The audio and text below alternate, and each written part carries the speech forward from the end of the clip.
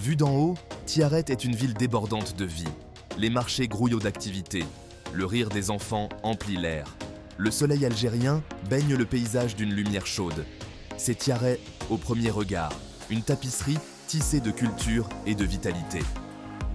Mais sous cette façade vibrante se cache une autre histoire. Une histoire de difficultés et de lutte. Une histoire qui reflète la dure réalité à laquelle sont confrontés de nombreux Algériens. Voici l'histoire de Tiaret, une ville aux prises avec une crise qui touche tous les aspects de la vie quotidienne.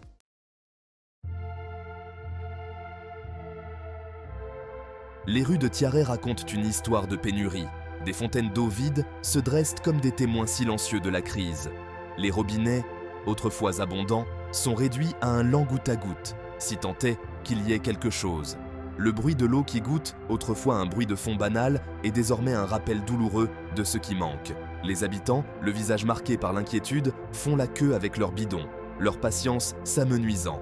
La pénurie d'eau a transformé les routines quotidiennes en cauchemars logistiques. Des tâches simples comme cuisiner et faire le ménage deviennent des entreprises majeures. Le temps passé à aller chercher de l'eau est du temps pris sur le travail, la famille, la vie.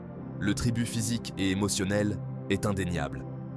Le manque de cette denrée de première nécessité a créé un effet domino, affectant tous les aspects de leur existence. La lutte pour l'eau n'est pas seulement physique, c'est une source constante de stress et d'anxiété. Les parents s'inquiètent du bien-être de leurs enfants. Les personnes âgées sont confrontées aux difficultés physiques liées à la corvée d'eau. Le sentiment de communauté, autrefois source de force, est mis à l'épreuve à mesure que les tensions montent face à la diminution des ressources. La situation à Tiaret nous rappelle brutalement que l'accès à l'eau potable n'est pas un acquis. C'est un droit qui est refusé à beaucoup. Les images de seaux vides et d'enfants assoiffés sont un appel à l'action. Un appel à trouver des solutions à une crise qui ne peut être ignorée.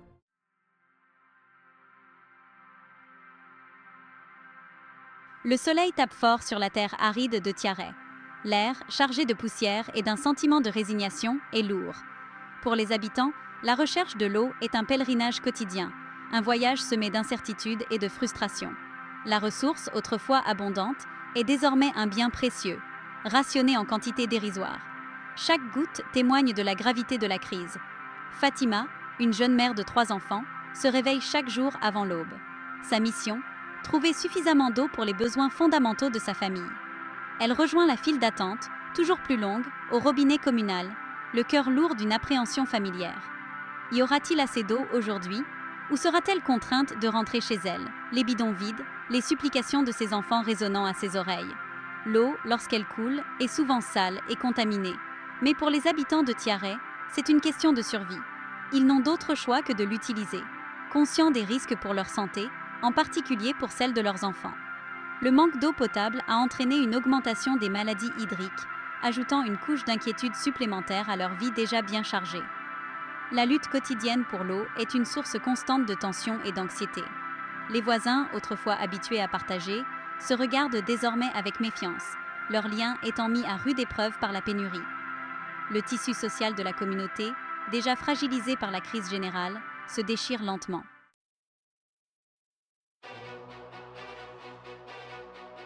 La frustration à Tiaret est palpable. Les habitants, dont la patience est mise à rude épreuve par des années de promesses non tenues, sont fatigués des paroles rassurantes mais vides de sens des autorités. Ils se sentent abandonnés, oubliés par ceux-là même qui sont censés les représenter et les protéger.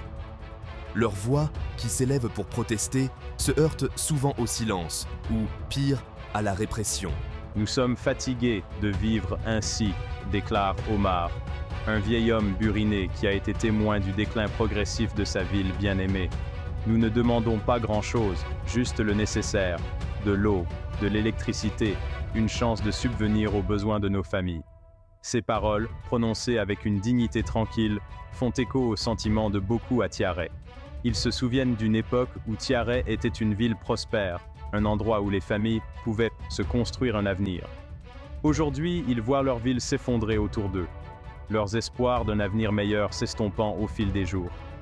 Le manque d'eau n'est pas seulement une crise physique, c'est le symbole d'un malaise plus profond, le reflet d'un système qui a failli à sa population. Les habitants de Tiaret sont résilients. Ils ont appris à s'adapter, à faire avec le peu qu'ils ont. Mais leur résilience est mise à l'épreuve, poussée à ses limites. Ils ont besoin de plus que de vaines promesses. Ils ont besoin d'action, ils ont besoin de solutions, et ils en ont besoin maintenant.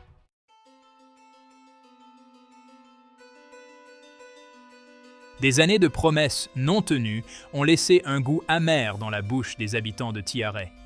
Des projets grandioses de nouveaux pipelines et de stations d'épuration des eaux ont été annoncés en grande pompe, pour finalement sombrer dans le bruit de fond des vœux brisés.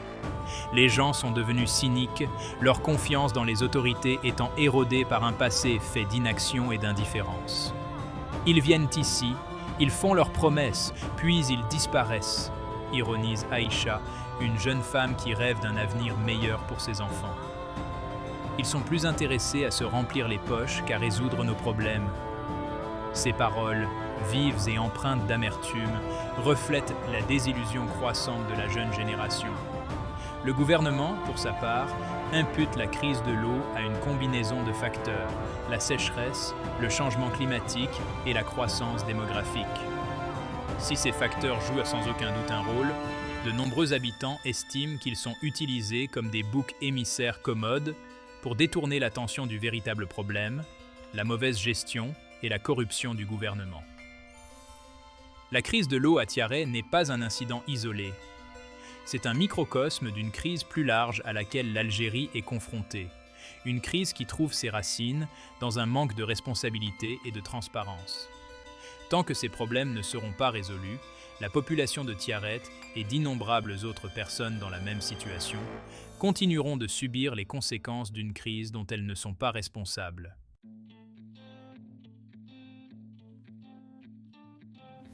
Les couloirs du pouvoir à Alger, la capitale du pays, semblent bien loin des rues poussiéreuses de Tiaret.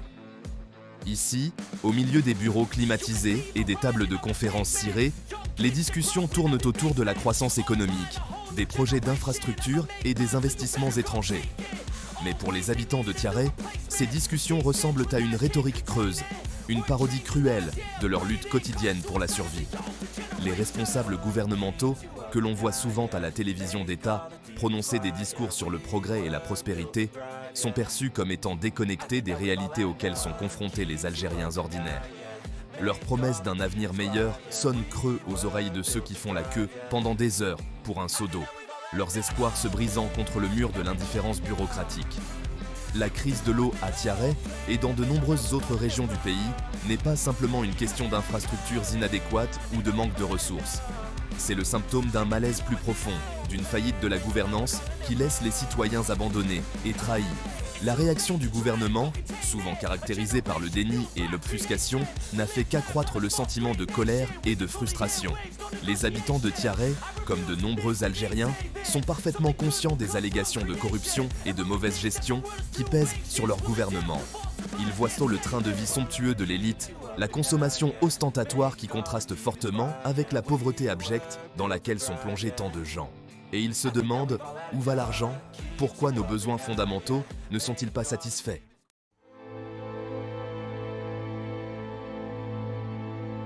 Les conséquences de l'apathie du gouvernement sont durement ressenties par les membres les plus vulnérables de la société. Les personnes âgées, dont le corps est affaibli par l'âge et les difficultés, peinent à transporter de lourds bidons d'eau. Les enfants, dont la croissance est ralentie par la malnutrition et les maladies d'origine hydrique, subissent de plein fouet une crise dont ils ne sont pas responsables. Le manque d'accès à l'eau potable a un impact dévastateur sur la santé publique. Les hôpitaux sont débordés par les cas de diarrhée, de typhoïde et autres maladies d'origine hydrique. Le système de santé, déjà mis à rude épreuve, aux prises avec des ressources limitées et une pénurie de personnel qualifié, est mal équipé pour faire face à l'ampleur de la crise. Les conséquences économiques de la crise de l'eau sont tout aussi désastreuses. Les entreprises sont contraintes de fermer leurs portes en raison des pénuries d'eau. Les agriculteurs, dont les récoltes sont flétries et meurent, assistent impuissants à la destruction de leurs moyens de subsistance. Le cycle de la pauvreté se creuse, enfermant les familles dans une spirale de désespoir. La réaction du gouvernement, souvent caractérisée par un mélange d'indifférence et d'autoritarisme, n'a fait qu'exacerber la situation. Les manifestations, autrefois rares, sont de plus en plus fréquentes. les citoyens descendant dans la rue pour réclamer leurs droits fondamentaux. Mais ces manifestations se heurtent souvent à une réaction rapide et brutale des autorités.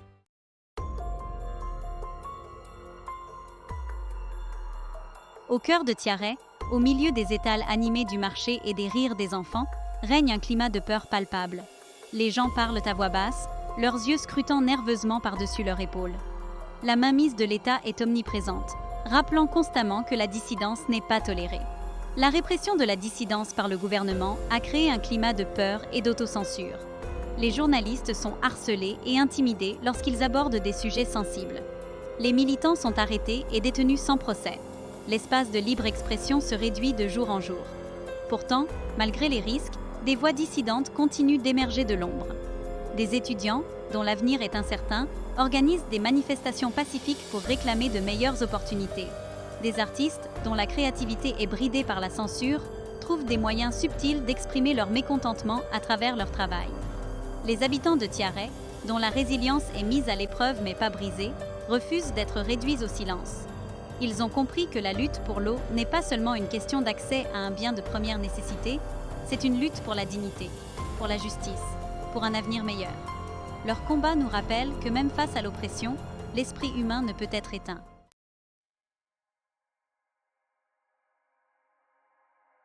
Le poids de la crise de l'eau, associé aux défis sociétaux plus larges, pèse lourdement sur les épaules de la jeunesse de Tiaret. C'est une génération prise entre les courants d'un monde en mutation rapide et un présent stagnant. Éduqués, ambitieux, mais profondément désillusionnés, ils se retrouvent à la dérive dans un océan d'incertitudes. Pour de nombreux jeunes de Tiaret, la poursuite de l'enseignement supérieur était considérée comme un passeport pour un avenir meilleur.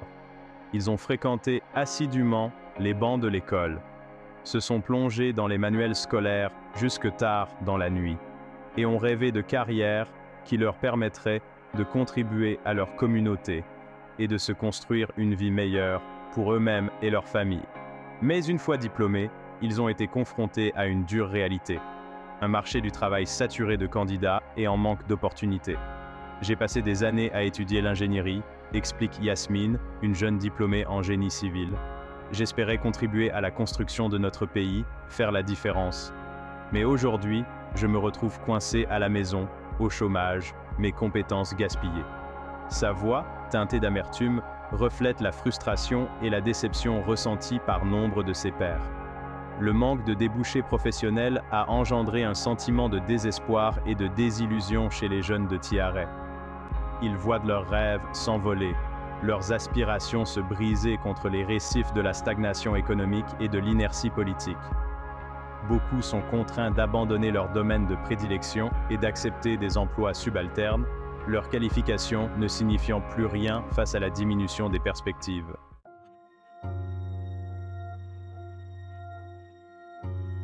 Tiaret, autrefois symbole de progrès et de modernité, porte aujourd'hui les stigmates de la négligence et du déclin. Les infrastructures de la ville, qui faisaient autrefois l'envie de la région, s'effondrent sous le poids d'années de sous-investissement et de mauvaise gestion.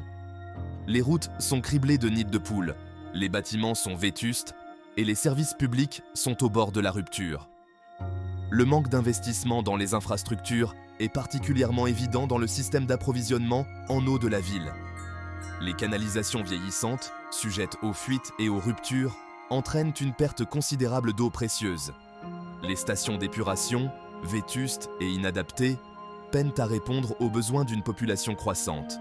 Il en résulte une pénurie chronique d'eau potable et salubre, qui contraint les habitants à s'approvisionner à des sources dangereuses, mettant ainsi leur santé en péril. Le déclin des infrastructures de Tiaret est un rappel visible de l'incapacité du gouvernement à investir dans le bien-être de ses citoyens. Le manque de services de base, qu'il s'agisse d'eau propre ou d'électricité fiable, a eu un impact dévastateur sur l'économie de la ville et la vie de ses habitants. Les entreprises ont du mal à fonctionner, les industries sont à l'arrêt et le cycle de la pauvreté se creuse. La réaction du gouvernement, souvent caractérisée par des promesses creuses et des déclarations grandioses, n'a pas permis d'atténuer les souffrances des habitants de Tiaret. Le fossé entre le discours du gouvernement et la réalité sur le terrain s'est transformé en un gouffre de méfiance et de désillusion.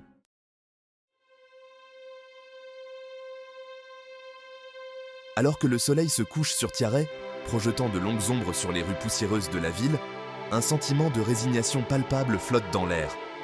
L'optimisme initial qui a suivi l'indépendance de l'Algérie s'est estompé, remplacé par une lassitude née d'années de promesses non tenues et d'espoirs déçus. La crise de l'eau, source constante d'anxiété et de difficultés, a jeté une ombre sur la vie des habitants de Tiaret. Elle a érodé leur confiance dans le gouvernement, mis à mal les liens communautaires et anéanti les rêves d'une génération. Pourtant, au milieu du désespoir, des lueurs d'espoir subsistent. Dans les visages des enfants de la ville, qui jouent dans les rues, malgré les difficultés auxquelles ils sont confrontés, on perçoit l'esprit indomptable du peuple algérien. Leur résilience, leur capacité à trouver de la joie même face à l'adversité, témoignent de la force d'âme inébranlable de l'être humain. Les habitants de Tiaret, bien que mis à l'épreuve par les épreuves, n'ont pas perdu espoir.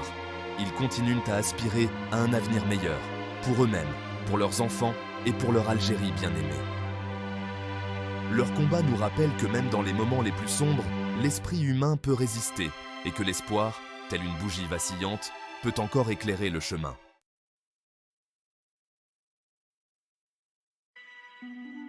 La frustration latente à Tiaret, alimentée par des années de négligence et de promesses non tenues, débouche parfois sur une dissidence ouverte.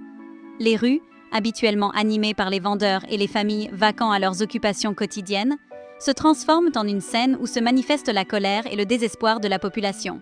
Des slogans réclamant de l'eau, des emplois, de la dignité, résonnent dans les ruelles étroites, rappelant avec force que même face à l'oppression, l'esprit humain aspire à la justice. Ces manifestations ne se limitent pas à la question de l'eau. Elles portent sur le droit fondamental à une vie décente, une vie libérée de la peur de la pénurie et du fardeau de l'indifférence gouvernementale.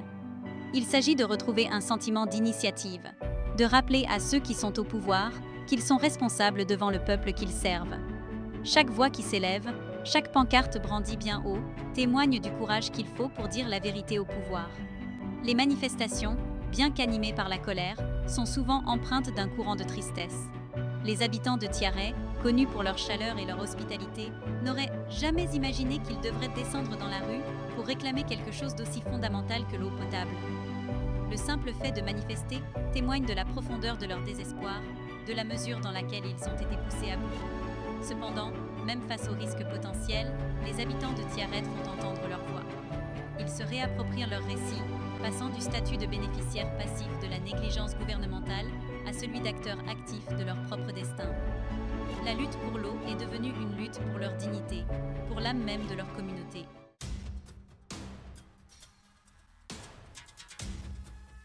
La réaction des autorités face à ces manifestations de mécontentement public est souvent rapide et brutale. Les forces mêmes censées protéger les citoyens de Tiaret sont souvent déployées pour les réduire au silence, rappel brutal des rapports de force en jeu. Les manifestations pacifiques sont dispersées à coups de gaz lacrymogène et de canons à eau, une ironie cruelle étant donné la raison même de la protestation. Les rues, quelques instants auparavant animées par l'esprit de résistance, sont désertées, l'air saturé par l'odeur des gaz lacrymogènes et la tension persistante. La répression ne se limite pas à la rue. Les journalistes qui tentent de couvrir les manifestations sont confrontés à l'intimidation et à la censure. Les plateformes de médias sociaux, souvent une bouée de sauvetage pour partager des informations et s'organiser, sont bridées ou bloquées. Le gouvernement, dans sa tentative de contrôler le récit, recourt à la réduction au silence de toute voix qui ose contester son autorité. La peur est palpable. Les voisins hésitent à parler ouvertement, craignant les informateurs et les représailles. Les murs semblent se refermer, l'espace de la dissidence se rétrécissant de jour en jour. Pourtant, même sous le poids de cette oppression, l'esprit de résistance persiste, s'exprimant par des murmures, des réunions clandestines, des regards complices échangés entre ceux qui refusent d'être réduits au silence. Les tactiques musclées du gouvernement peuvent étouffer la dissidence à court terme, mais elles ne peuvent pas éteindre les griefs sous-jacents qui la nourrissent. Chaque acte de répression ne fait que renforcer le ressentiment, consolider la détermination de ceux qui croient en une Algérie meilleure. Une Algérie où les voix de ses citoyens sont entendues et non réduites au silence.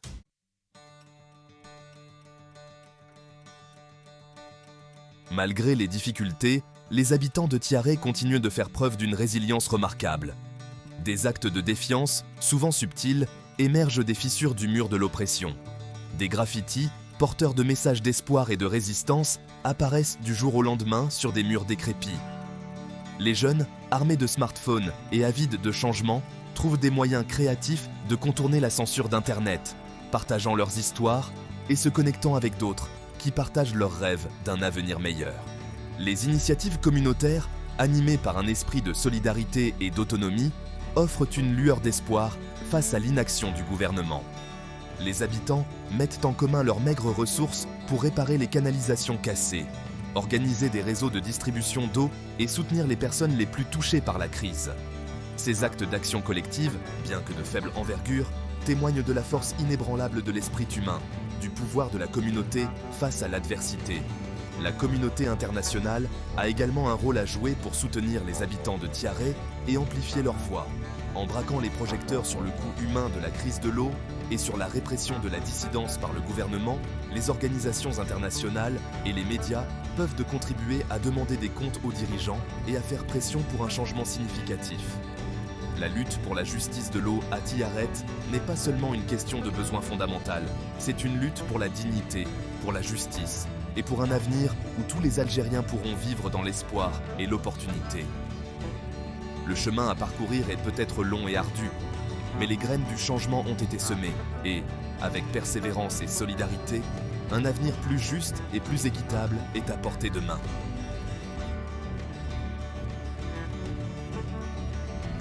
En parcourant le cœur de Tiaret, nous avons été témoins d'un contraste saisissant, la vitalité d'une culture juxtaposée à la dure réalité d'une crise de l'eau.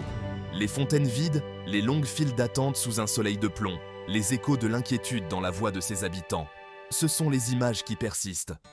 Nous avons vu de nos propres yeux comment la pénurie d'un élément aussi fondamental peut affecter tous les aspects de la vie, en érodant non seulement le bien-être physique d'une communauté, mais aussi son esprit, ses espoirs, son sentiment même d'identité. Pourtant, au milieu de la lutte, un autre récit émerge. Un récit de résilience, d'un esprit communautaire indéfectible, de la capacité à trouver l'espoir dans les circonstances les plus difficiles. Nous avons rencontré Fatima, cette jeune mère qui se lève avant l'aube pour aller chercher de l'eau pour sa famille. Nous avons écouté Omar, sa voix chargée de toute une vie passée à assister aux difficultés de sa ville, s'accrochant pourtant à la conviction d'un lendemain meilleur. Ce sont là les visages de Tiaret, l'incarnation d'un esprit qui refuse de se laisser abattre. Les habitants de Tiaret, par leurs actes quotidiens de défiance et de persévérance, nous rappellent que l'espoir n'est pas un souhait passif, mais un choix actif. C'est le choix de partager une maigre ration d'eau avec un voisin, d'élever la voix pour protester même lorsqu'on se heurte au silence, de trouver de la joie dans les moments simples au milieu des épreuves. C'est cet esprit, cette foi inébranlable en un avenir meilleur, qui brille dans les moments les plus sombres.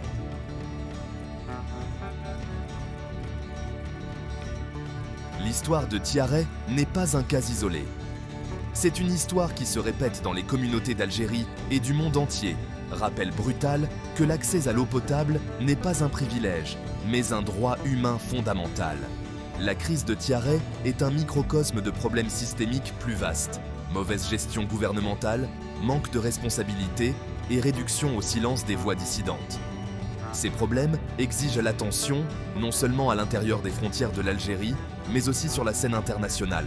À la communauté internationale, nous lançons un appel à l'action. Tiaret a besoin de plus que notre sympathie, elle a besoin de notre solidarité. En sensibilisant le public à cette crise, en soutenant les organisations qui œuvrent sur le terrain, en demandant des comptes au gouvernement pour leurs actes, nous pouvons contribuer à un monde plus juste et plus équitable où l'accès à l'eau potable ne sera pas un luxe, mais une réalité pour tous. La lutte pour la justice de l'eau à Tiaret est une lutte pour la dignité humaine.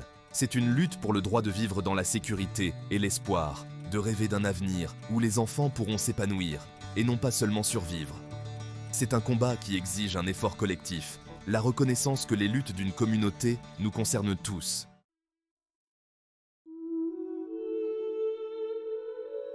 L'avenir de Tiaret, tout comme le débit de l'eau, reste incertain.